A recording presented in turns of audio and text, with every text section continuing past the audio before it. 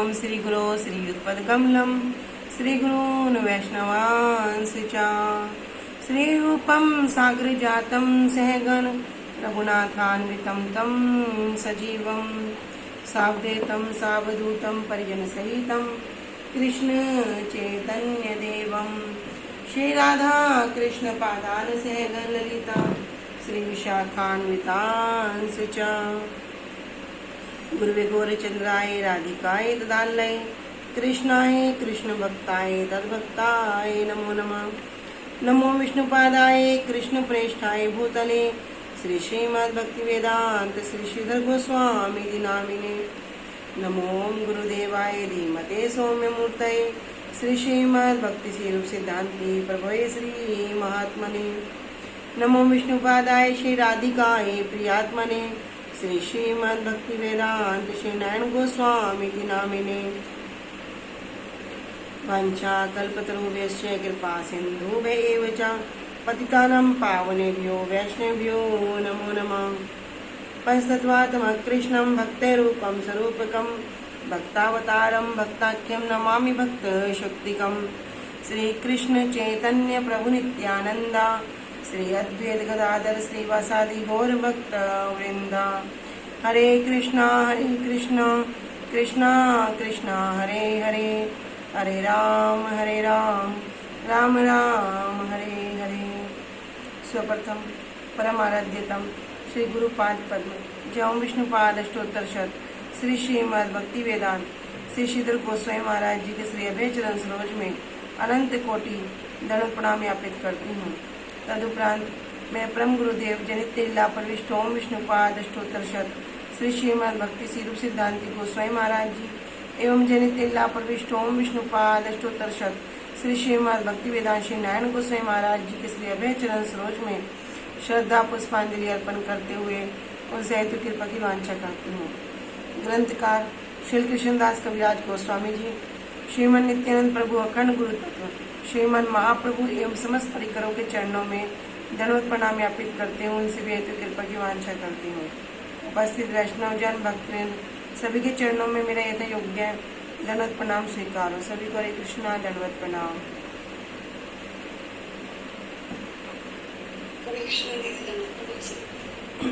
दंडवत प्रणाम।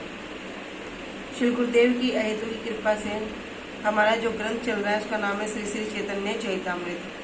श्री श्री चैतन्य चैतामृत ग्रंथ के अंतर्गत हम श्रवण कर रहे हैं अष्टादश परिच्छेद। पेज नंबर आ चुके हैं 157 मध्य लीला और प्यार संख्या है 125। तो पहले आज थोड़ा रिवीजन कर लेते हैं कि 18वें अध्याय में हमने क्या श्रवण किया अब तक। महाप्रभु अभी वृंदावन धाम में आ चुके हैं।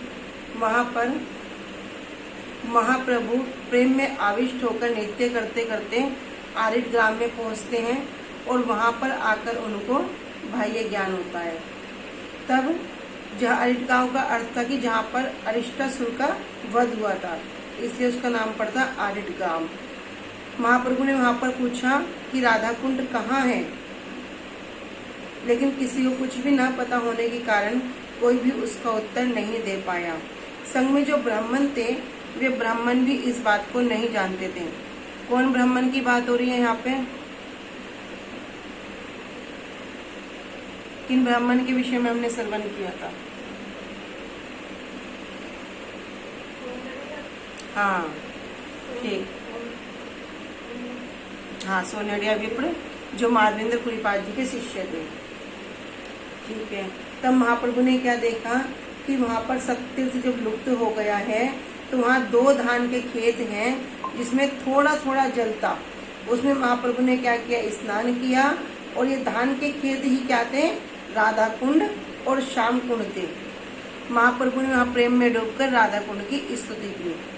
तब वहाँ पर स्तुति करने के पश्चात महाप्रभु अनेक अनेक स्थानों पर भ्रमण किया, जैसे कि सुमन सरोवर जिसको कुसुम सरोवर कहा जाता है, गोवर्धन को देखा, उनको दंडवत प्रणाम किया और इस प्रकार गोवर्धन के दर्शन करके हरिदेव जी के दर्शन किए।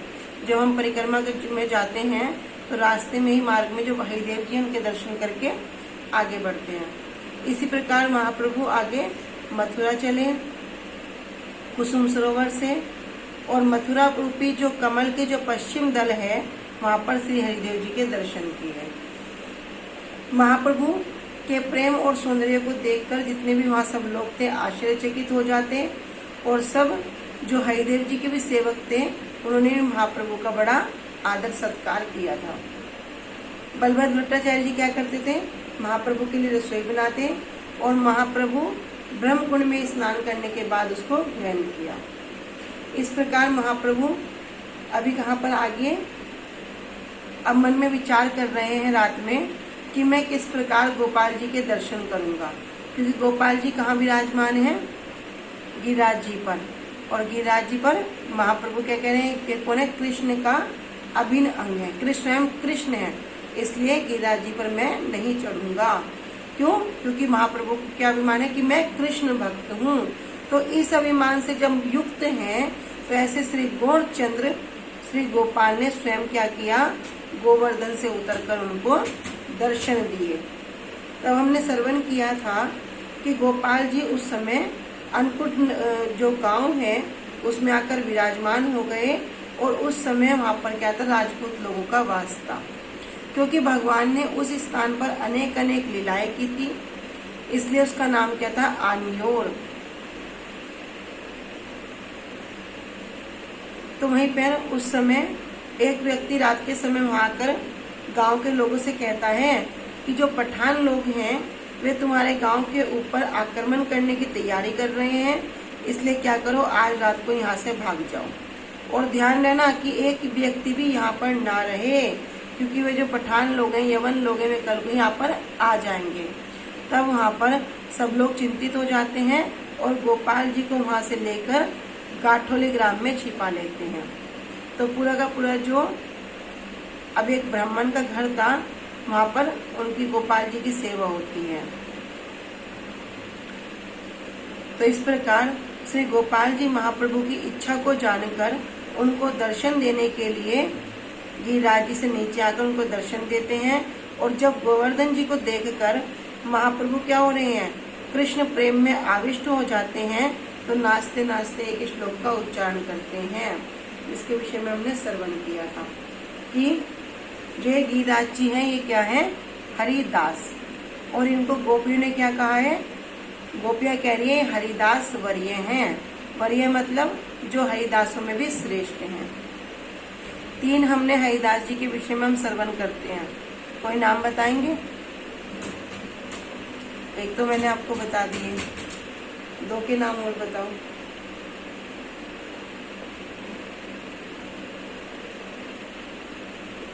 मंजरी बोलो।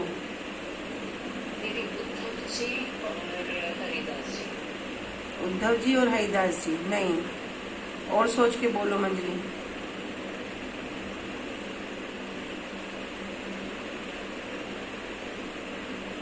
बोल सकते हो?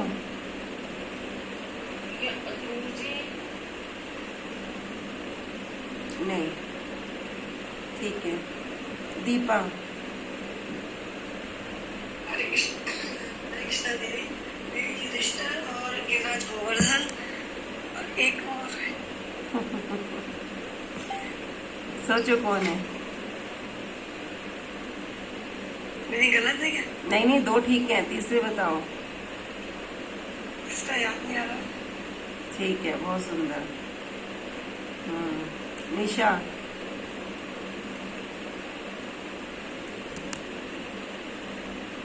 दीदी, एक तो भगवान कृष्ण है और गोवर्धन जी हैं, उद्धव जी। भगवान कृष्ण है? हे भगवान। नहीं, और भगवान कृष्ण है। नहीं दीदी, भगवान कृष्ण जी है, गिरिराज जी हैं और हरिदास ठाकुर हैं और उद्धव जी। ठीक है, बस बहुत बढ़िया। रुक जाओ, और कोई नहीं बोलेंगे अभी। नहीं, कुछ गलत हो गया। मतलब इतनी बार रिवीजन के बाद आप ऐसा उत्तर दोगे, समझ में नहीं आया। चलिए, अभी ठीक है।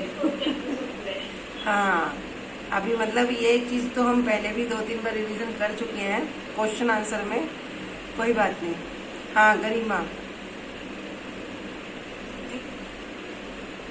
गिरिराज है, युधिष्ठिर है और उद्धव जी। हाँ गिरिराज इसमें है। ठीक है, गिरिराज जी हैं, युधिष्ठिर महाराज हैं और उद्धव जी हैं। और गिरिराज जी को क्या कह रही हैं गोपियां कि ये कौन है, हरिदास वरीय हैं। हरिदास वरीय, वरीय मतलब श्रेष्ठ। हाँ जी, दीदी एक उद्धव जी है, एक गिरिराज जी हैं और तीसरे कौन बताए? युधिष्ठिर महाराज जी। अच्छा युधिष्ठिर महाराज, ठीक है।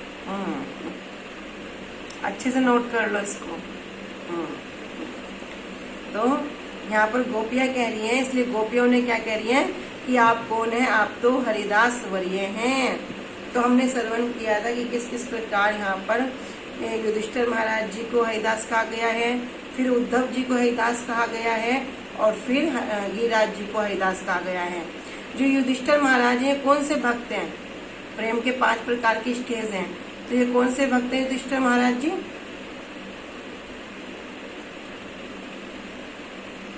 ये प्रेम पर भक्त हैं। हाँ, प्रेम पर। और उद्धव जी?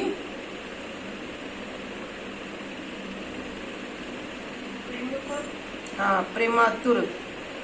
ये प्रेमातुर भक्त हैं, इसलिए जो उसके हिसाब से कह रहे हैं कि युधिष्ठिर महाराज जी से उद्धव जी श्रेष्ठ हैं और उद्धव जी से भी क्या है, गिरिराज जी श्रेष्ठ हैं। क्योंकि गिरिराज जी ने क्या किया, सब प्रकार से मतलब कृष्ण की तो सेवा की, यहाँ तक कि ब्रजवासियों की भी सेवा की, सब प्रकार से उनके मनोभिष्ट को पूरा किया, सब प्रकार से अपने तन मन धन प्राण आदि सब कुछ न्यौछावर करके क्या किया, श्री कृष्ण की भी और उनके जो सहगामी हैं उन सब की भी हर प्रकार से सेवा करते हैं।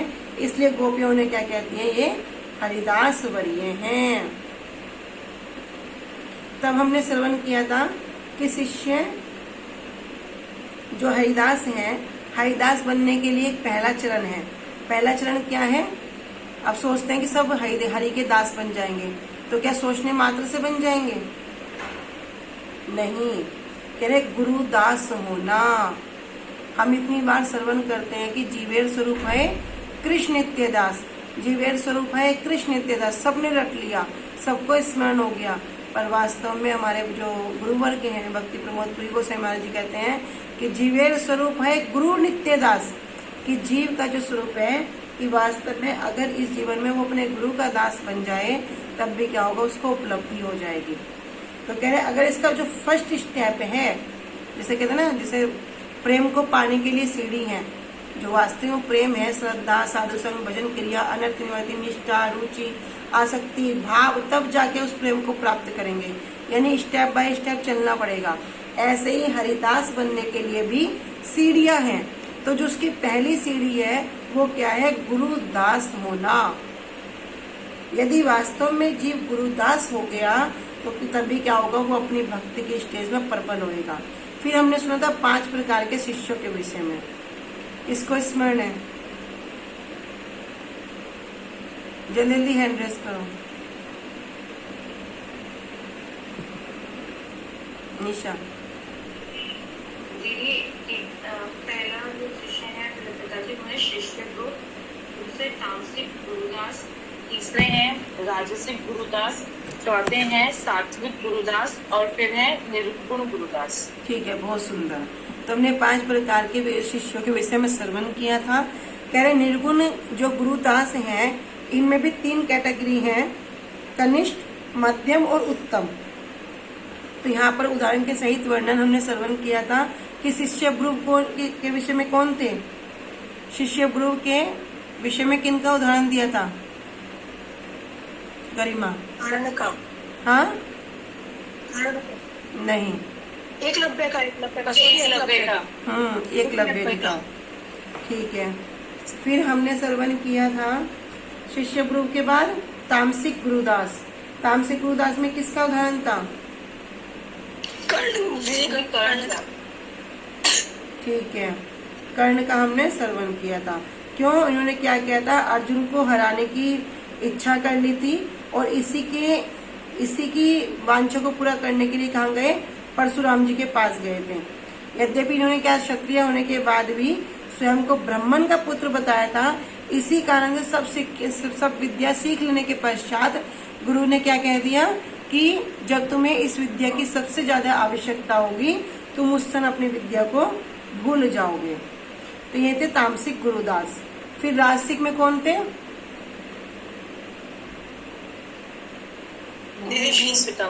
हाँ, भीष्म पितामह जी। ठीक है, उन्होंने भी क्या किया था, जब उनके आगे दो ऑप्शन रख दिए कि या तो तुम इसको स्वीकार करो नहीं मुझसे युद्ध करो, तो वहां पर भी बता रही है कौन है, राजसिक गुरुदास। फिर हमने श्रवण किया था सात्विक गुरुदास के विषय में। कौन से उदाहरण थे?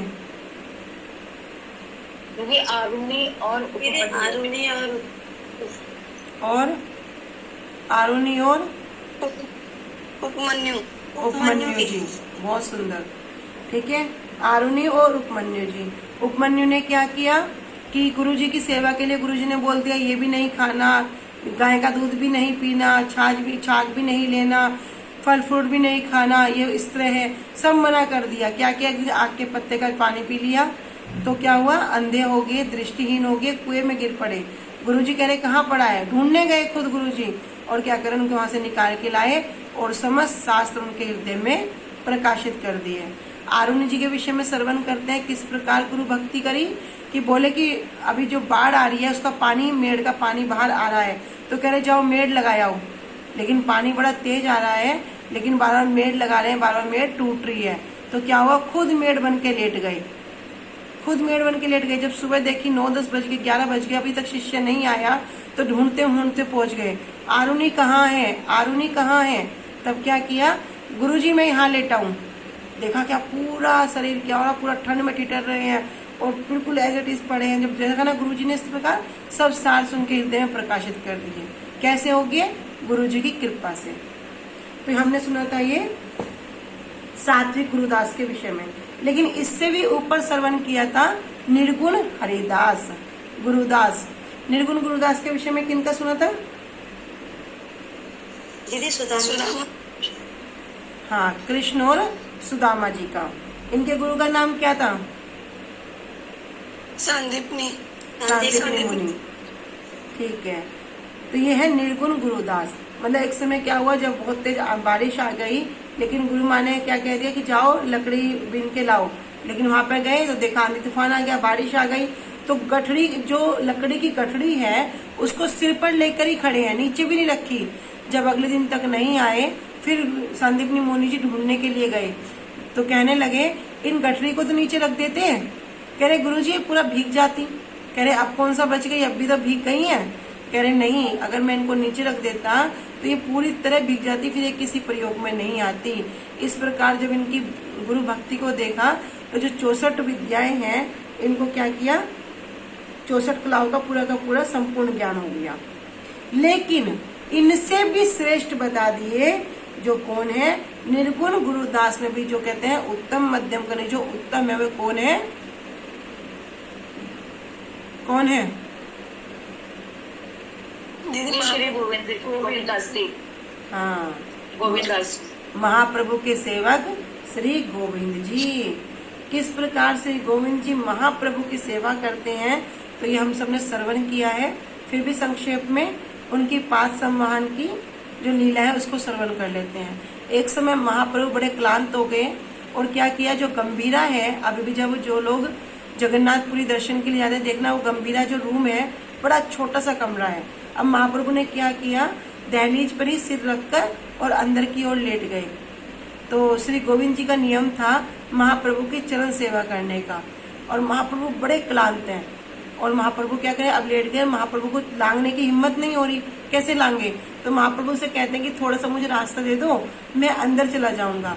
महाप्रभु कह रहे हैं मुझसे हिला भी नहीं जा रहा, तुम अंदर की बात, मुझसे हिला भी नहीं जा रहा।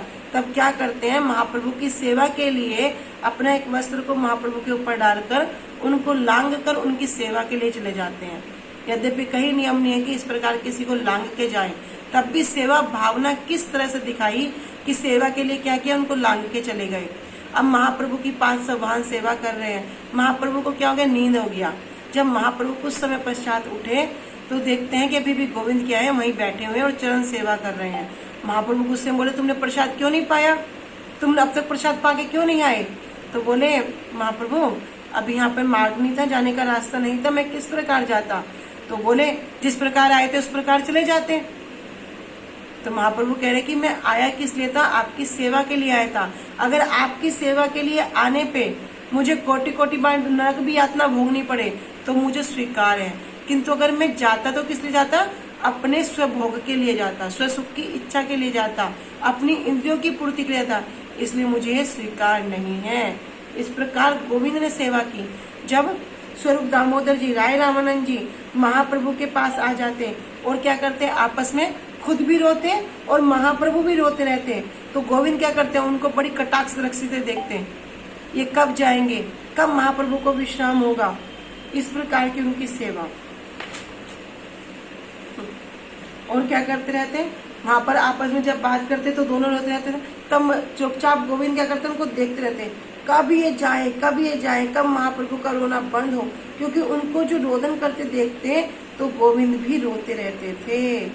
गोविंद कैसे थे, महाप्रभु के सुख में सुखी और महाप्रभु के दुख में दुखी। तो हमने 5 प्रकार के शिष्यों के विषय में श्रवण किया था। शिष्य गुरु, तामसिक गुरुदास, राजसिक गुरुदास, सात्विक गुरुदास, फिर निर्गुण गुरुदास, और फिर निर्गुण में भी जो हमारे श्री गोविंद जी हैं। इस प्रकार हमने हरिदास जी के विषय में श्रवण किया था। किंतु हरिदास होने की पहली सीढ़ी क्या है?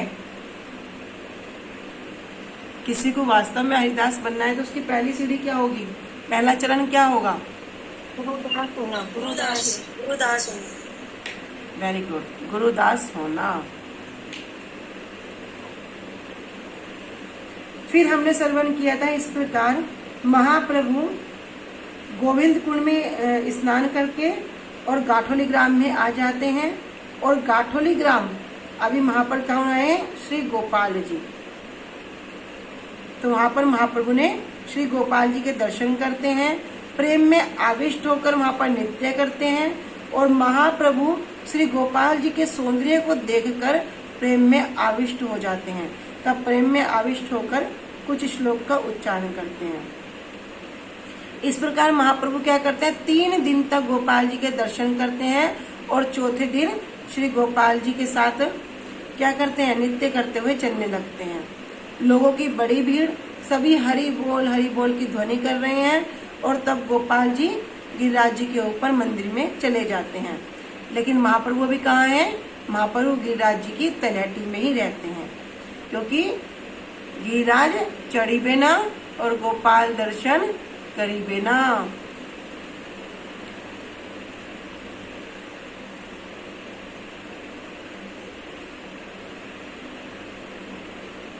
जब किसी भक्त के हृदय में श्री गोपाल जी के दर्शन करने की अगर उत्कंठा हो जाती है, अब भक्त तो गोवर्धन पे नहीं चढ़ सकते, गिरिराज जी पर नहीं चढ़ सकते, तब गोपाल जी क्या करते हैं, स्वयं ही किसी छल से नीचे उतर कर आ जाते हैं और क्या करते हैं, अपने भक्तों को दर्शन देते हैं।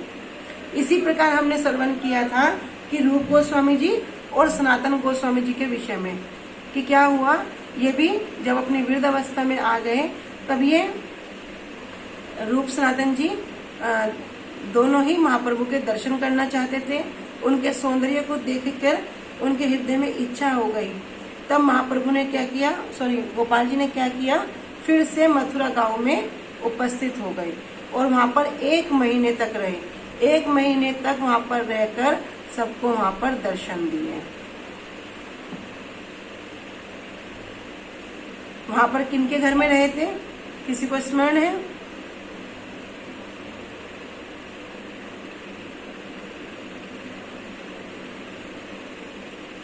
बोलो। दीदी श्री विठलेश्वर जी के घर।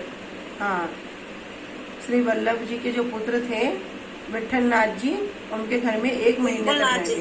हाँ, तो जिस प्रकार महाप्रभु को दर्शन दिए, उसी प्रकार जब वृद्ध अवस्था में रूप गोस्वामी जी गिरिराज जाने में असमर्थ हो गए थे और उनके मन में इच्छा हो गई कि मुझे गोपाल के सौंदर्य देखना है, इतनी इच्छा करने मात्र से ही तब गोपाल जी ने फिर से छल किया। कैसा छल? मलेच्छों का।